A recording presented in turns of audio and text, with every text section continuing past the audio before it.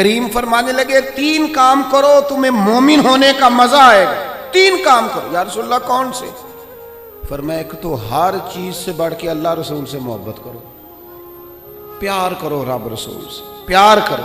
یہاں حضور نے یہ نہیں فرمایا نماز پڑھو، یہ نہیں فرمایا روزہ رکھو، یہ نہیں فرمایا حج کرو، خیرات کرو. وہ کام بھی اپنی جگہ پہ بڑے ضروری ہیں، وہ بھی فرض عین ہیں، ان کے بغیر بھی 1 منٹ کے لیے گزارا نہیں.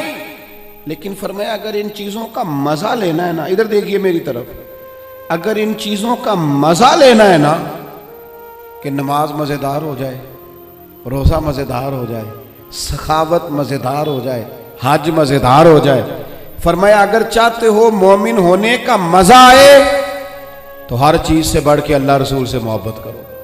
یہ بخاری مسلم دونوں میں موجود ہے.